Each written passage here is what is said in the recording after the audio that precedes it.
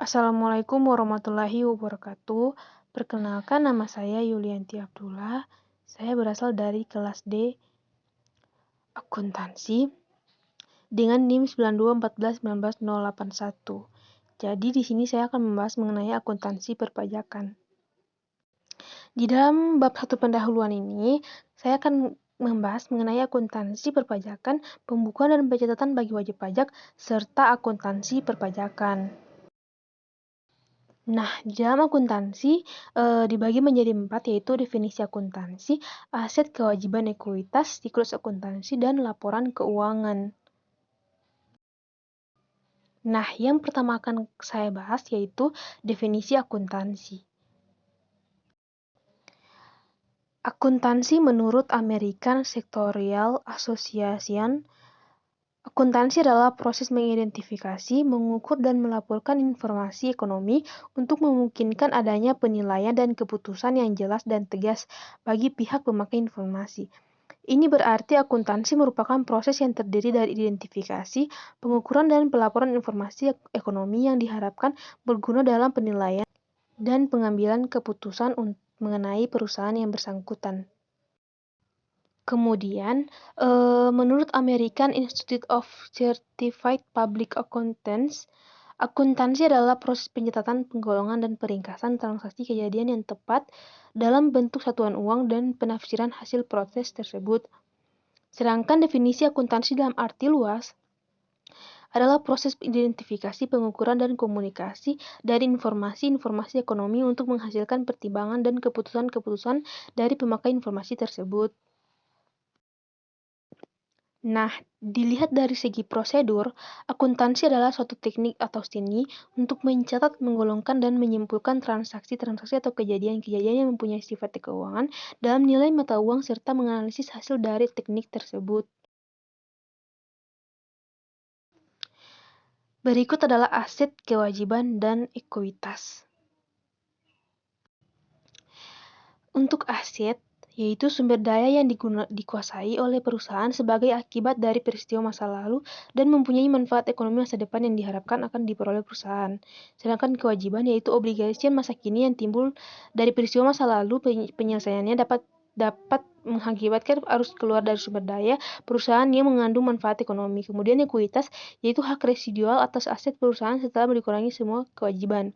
Untuk rumusnya itu aset sama dengan kewajiban tambah ekuitas. Untuk ekuitas ini dilihat dari modal dikurang dividen ditambah penghasilan dan dikurangi beban. Yang berikut adalah siklus akuntansi. Nah, untuk siklus akuntansi, yang pertama adalah analisis transaksi.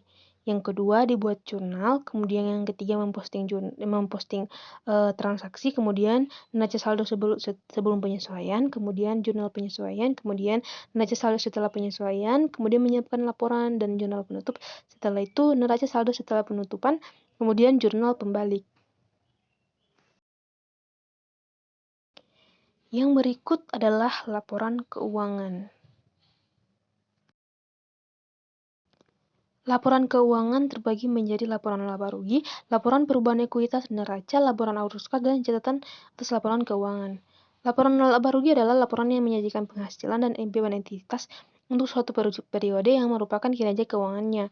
Kemudian laporan perubahan ekuitas adalah laporan yang menunjukkan perubahan ekuitas pemilik yang terjadi selama periode waktu tertentu. Neraca. Neraca adalah informasi yang menyanyikan aset, kewajiban, dan ekuitas suatu entitas pada tanggal tertentu. Untuk laporan arus kas yaitu laporan yang menyajikan informasi perubahan historis atas kas dan setara kas entitas dan menunjukkan secara terpisah perubahan yang terjadi selama satu periode dari aktivitas operasi, investasi, dan pendanaan.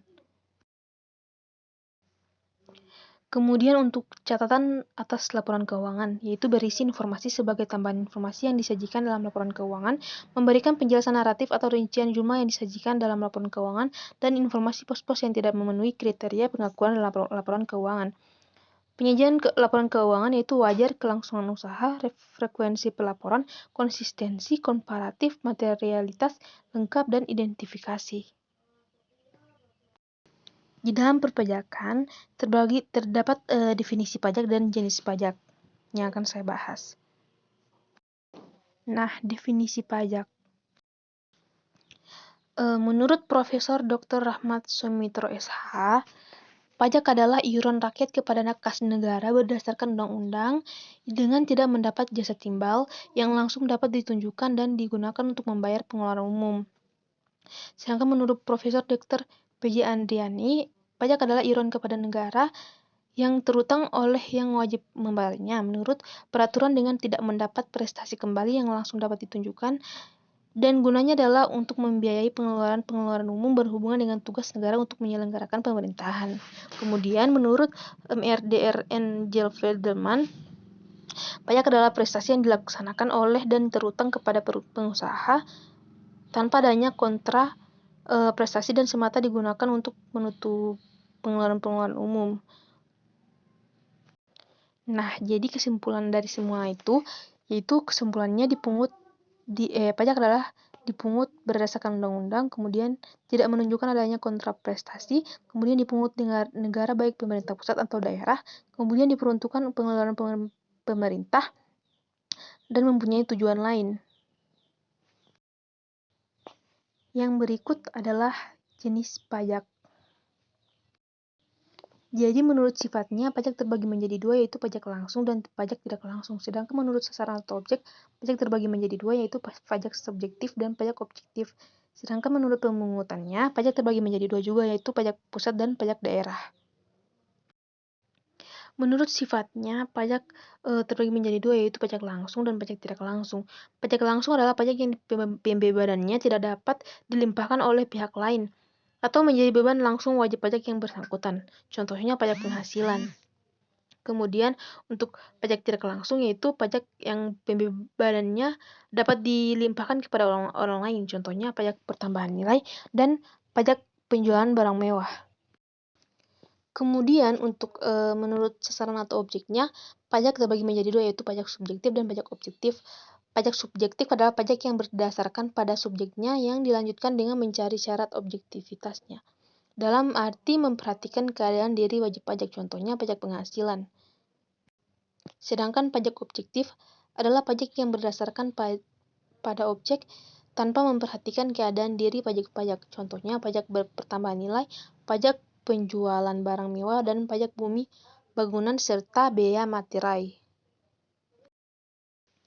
Sedangkan untuk menurut pemungutannya, pajak terbagi menjadi dua, yaitu pajak pusat dan pajak daerah. Pajak pusat adalah pajak yang dipungut oleh pemerintah dan digunakan untuk membiayai rumah tangga pemerintah pusat. Contohnya pajak penghasilan, pajak pertambahan nilai, pajak penjualan barang mewah, pajak bumi dan bangunan, serta bea materai. Sedangkan untuk pajak daerah, pajak yang dipungut oleh pemerintah daerah dan digunakan untuk membiayai rumah tangga pemerintah daerah. Contohnya pajak reklame, pajak hiburan, pajak hotel dan restoran, serta pajak kendaraan bermotor. Pembukuan atau pencatatan wajib pajak yaitu terbagi menjadi tiga. Yang pertama pengertian atau pembukuan pencatatan, kemudian kewajiban pembukuan, kemudian kewajiban pencatatan. Yang pertama adalah pengertian pembukuan dan pencatatan.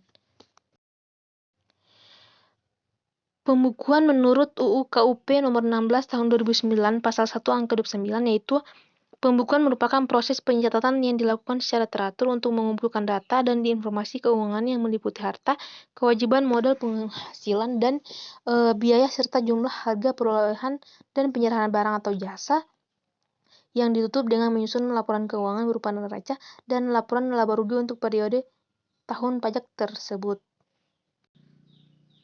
Pencatatan menurut UU KUP nomor 16 tahun 2009 pasal 1 angka 29, yaitu pencatatan merupakan pengumpulan data secara teratur tentang peredaran bruto atau penghasilan bruto sebagai dasar untuk menghitung jumlah pajak yang terutang, termasuk penghasilan yang bukan objek atau dikenakan pajak yang bersifat final. Wajib pajak ini terbagi menjadi orang pribadi yang melakukan kegiatan usaha atau pekerjaan bebas dengan peredaran bruto dalam 1 tahun kurang dari 4,8 miliar, yaitu dia harus melakukan pencatatan dan pembukuan. Untuk orang pribadi yang melakukan kegiatan usaha atau pekerjaan bebas sesuai Undang-Undang Perpajakan dapat menghitung penghasilan neto dengan menggunakan norma penghitungan penghasilan neto. Itu hanya melakukan pencatatan. Untuk orang pribadi yang tidak melakukan kegiatan usaha atau pekerjaan bebas, juga hanya melakukan pencatatan. Pembukuan atau pencatatan wajib pajak yaitu di sini akan membahas mengenai kewajiban pembukuan. Kewajiban penyelenggaraan pembukuan. Orang pribadi yang melakukan kegiatan usaha atau pekerjaan bebas yang memiliki peredaran bruto dalam 1 tahun kurang dari 4,8 miliar, pembukuan harus diselenggarakan dengan cara lebih dari 4,8 miliar, pembukuan harus diselenggarakan dengan cara atau sistem yang lazim dipakai di Indonesia, misalnya berdasarkan standar akuntansi keuangan, kecuali peraturan perundang-undangan perpajakan menentukan lain. Pentingnya pembukuan untuk perpajakan.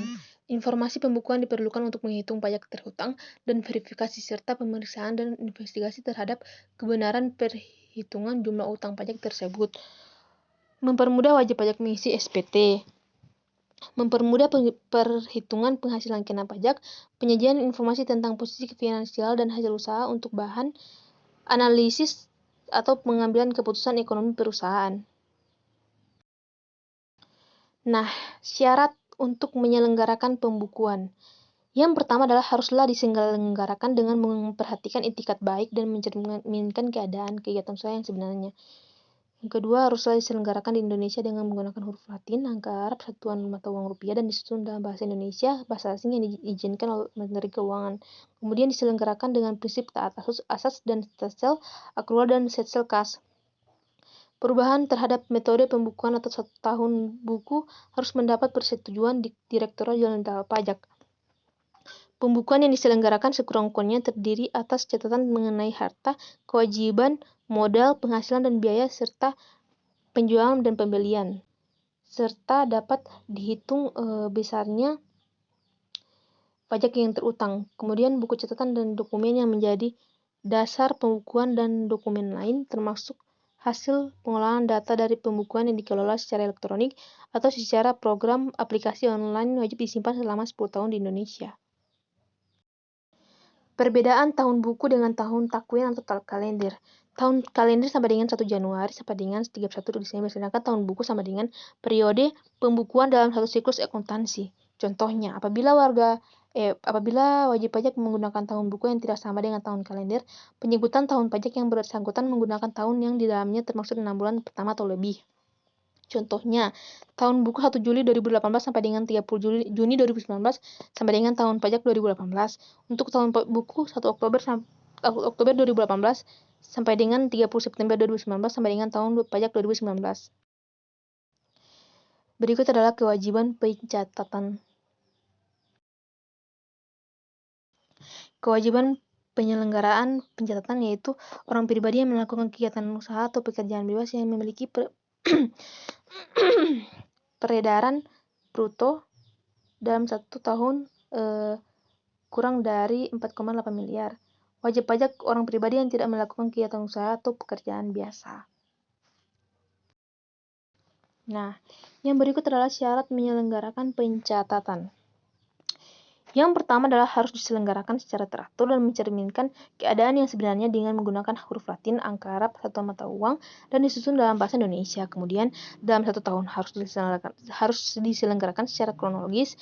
Kemudian, catatan dan dokumen yang menjadi dasar pencatatan harus disimpan di tempat tinggal wajib pajak, tempat kegiatan usaha atau pekerjaan bebas dilakukan selama 10 tahun. Harus dapat menggambarkan penghasilan bruto yang diterima oleh wajib pajak. Di dalam akuntansi perpajakan, pendahuluan, peranan akuntansi dalam sejarah perpajakan di Indonesia, konsep dasar akuntansi perpajakan, siklus akuntansi perpajakan, akun-akun akuntansi perpajakan, dan pentingnya akuntansi perpajakan yang akan kita bahas. Di dalam pendahuluan ini yang akan dibahas yaitu mengenai akuntansi versus pajak, kemudian perbedaan orientasi pelaporan, perbandingan SPT tahun perpajak badan dan laporan keuangan komersial, kemudian ciri kualitatif laporan keuangan dan pengertian akuntansi perpajakan. Nah, di sini adalah perbedaan antara akuntansi dan pajak. Bisa kita lihat bahwa akuntansi adalah sistem informasi yang menghasilkan laporan kepada pihak-pihak yang berkepentingan mengenai aktivitas ekonomi dan kondisi perusahaan. Kemudian pajak adalah iuran rakyat kepada kas negara berdasarkan undang-undang yang tidak mendapat jasa timbal balik atau langsung dapat ditunjukkan, digunakan untuk membayar pengeluaran umum. Nah, untuk perbedaan antara akuntansi dan pajak bisa dilihat bahwa akuntansi dilihat yang mengatur adalah PSAK, sedangkan untuk pajak diatur dalam undang-undang. Kemudian untuk sifatnya, akuntansi dilihat adalah permanen atau tetap, sedangkan pajak di sifatnya adalah temporer atau waktu. Untuk perbedaan akuntansi dan pajak bisa dilihat dalam tabel.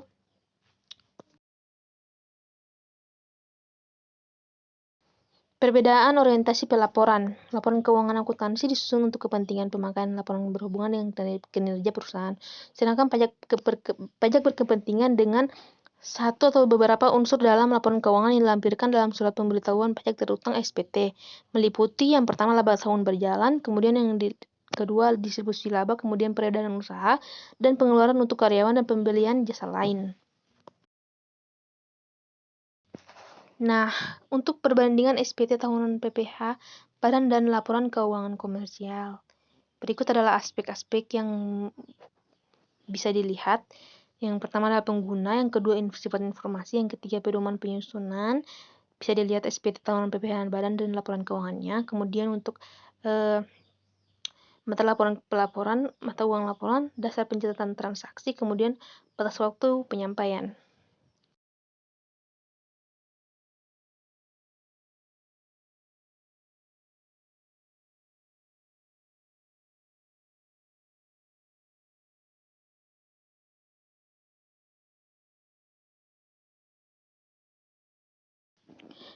Berikut adalah ciri kualitatif laporan keuangan pajak.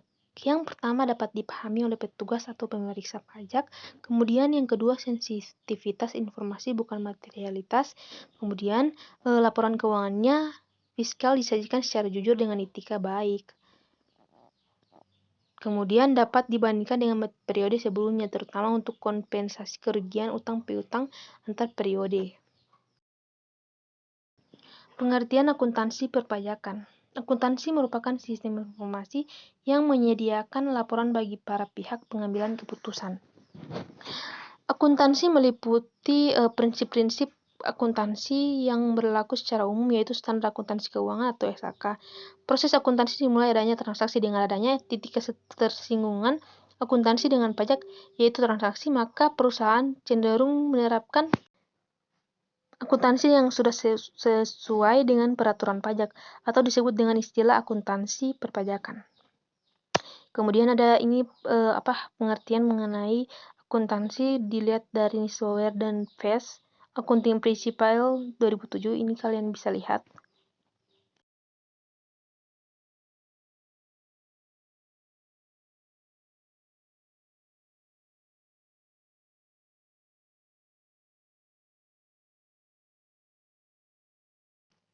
Nah, yang berikut adalah peranan akuntansi dalam sejarah perpajakan yang ada di Indonesia.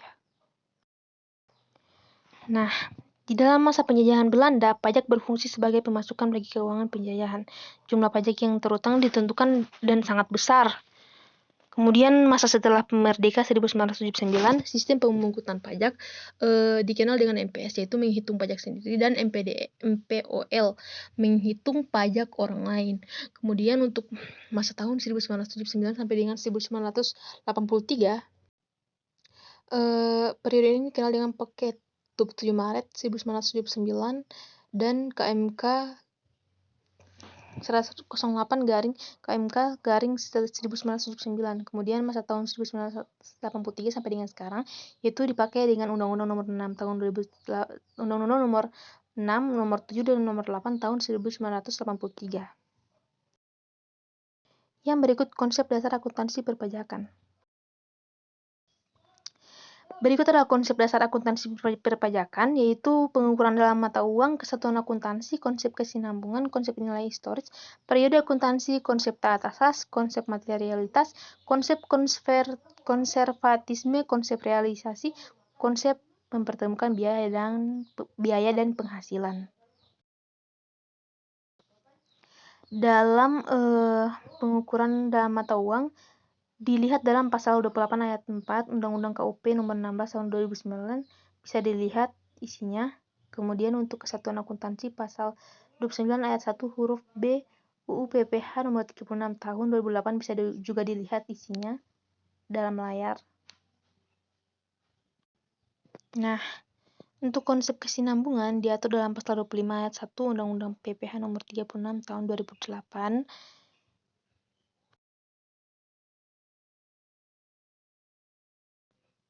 Untuk konsep nilai historis diatur dalam pasal 10 ayat 6 Undang-Undang PPH nomor 36 tahun 2008.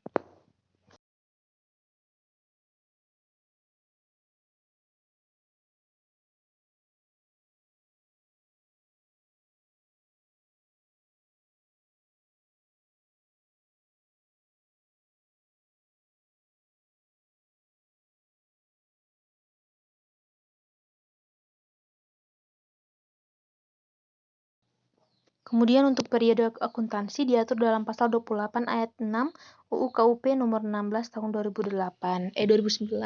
Kemudian untuk konsep taat asas diatur dalam pasal 28 ayat 5 UU KUP nomor 16 tahun 2009.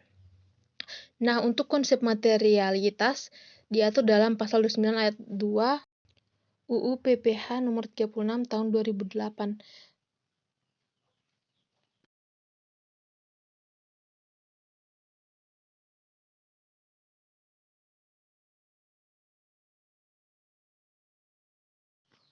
Nah, berikut adalah konsep konservatisme. Bisa dilihat terdapat pasal 9 ayat 1 huruf C UU PPH nomor 36 tahun 2008 yang isinya bisa kalian baca sendiri di dalam layar. Kemudian konsep realisasi pasal 4 ayat 1 UU PPH nomor 36 tahun 2008. Kemudian konsep mempertemukan biaya dan penghasilan diatur dalam pasal 6 ayat 1 UU PPH nomor 36 tahun 2008.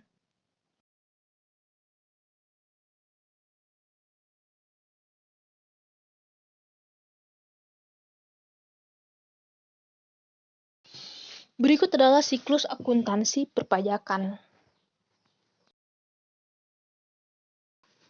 Nah, siklus akuntansi perpajakan bisa dilihat yang pertama adalah bukti transaksi, kemudian jurnal transaksi, kemudian diatur membuat buku besar dan buku besar pembantu, kemudian neraca saldo, kemudian neraca lajur, habis itu jurnal penyesuaian dan neraca saldo setelah penyesuaian, kemudian laporan keuangan untuk SPT masa pajak diatur dan dihitung, kemudian rekonsiliasi fiskal, kemudian SPT pajak tahunan badan, jurnal penutup, neraca saldo setelah penutup, jurnal penyesuaian kembali, dan neraca saldo awal periode.